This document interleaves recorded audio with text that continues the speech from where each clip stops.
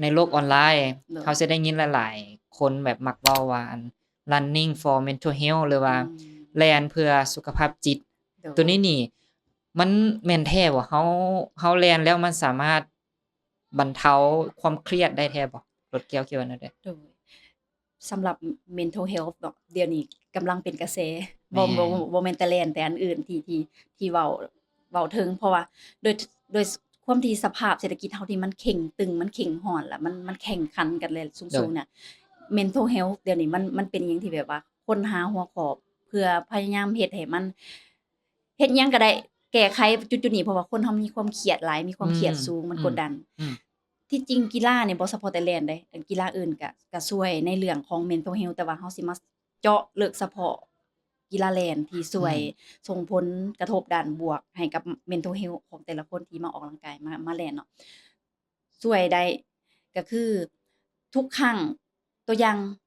รถเกี่ยวเนาะใส่โม่งนี่นะโดยมันจะ tracking มันจะติดตามความันจะมเครีมีเนาะยดของเรามันจะมี track เออ state เนาะแม่นติดตามความเครียดของเราในระหว่างวันเราสังเกตว่าช่วงที่เราออกกำลังกายช่วงที่ไปเรียนน่ะความเครียดจะบ่ขึ้นเลย โดยอันนี้เป็นเป็นตัวกงเลยที่แบบว่าออกกำลังกายมาแล่นแล้วมันส่งผลโดยตรงโดยเฮ็ดให้ความเครียดของเราลดลงมีอยู่แต่ว่ามีน้อย อืมบางเทื่อ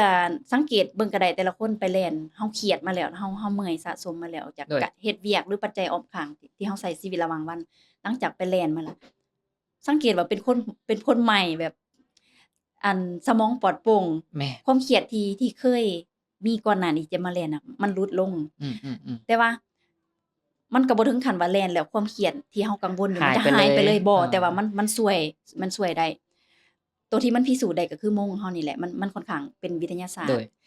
ตร์คล้ายๆว่าพิสูจน์ได้มัน refresh แม่นมัน refresh สมองเราแม่เนาะนให้มันบ่เครียดจนเกินไปแล้วก็มันแม่นสามารถวัดแทกได้ถ้าหากว่าแม่นไผใส่หมวกแม่นมันจะเป็นสามารถเห็นได้อยู่ในแอปพลิเคชันแม่นสมาร์ตวอตช์อาออกกำลังกายนี่ช่วยเรื่องลดความเครียดแล้วก็เฮ็ดให้เรานอนหลับดีนอนหลับดีก็ส่งผลก็คือความเครียดเราก็ลดลง อืแม่นเฮ็ดให้มเฮามีสมาธิในตัวเองหลายขึ้นโอ้เป็นการแบบว่าเฮ็ดให้ร่างกายเฮามันได้ออกกำลังกายมันออกกำลังกายแล้วความเครียดมันลดลงอือยู่แล้วมเฮ็ดเพราะว่าการแล่นนี่นะมันเป็นเฮาแล่นผู้เดียวเดะเนาะๆแม่เฮาฝึนกอยู่กับตัวเองฝึกอ่าใส่ความคิดเกี่ยวกับตัวเองทบทวนไปๆอาในเรื่องต่างๆนานาน่ะสังเกตว่านักแล่นส่วนหลายแม่นอยู่ว่าเฮาไปแล่นกับผู้อื่นเป็นกรุ๊ปใหญ่ๆเนาะโดยแต่สุดท้ายแล้วนะก็คือการฝึกอยู่กับตัวเองเขาก็ต้องโฟกัสแม่นบาดก้าวโฟกัส ในแต่ละก้าวที่เราก้าวโดยสังเกตก็ได้ว่านักเล่นส่วนหลายนะเขาเจ้าอารมณ์ดีเด้แม่นใจเย็นๆอาอารมณ์ดีใจเย็นแล้วก็บ่ค่อนข้างหัวร้อนกับปัญหาที่แบบว่าทางนอกที่เขามากระทบอะอานะจากปกติแบบว่าเป็นคนเขาจะเอิ้นหัวร้อนเนาะโดยมันก็สิเย็นลงปกติว่าเฮาร้าย1ชั่วโมงเนาะอาจจะหลุดลงมาประมาณ40นาทีนี่ก็เซาแล้วหรือว่า30นาอืทีนี่ก็มก็เซ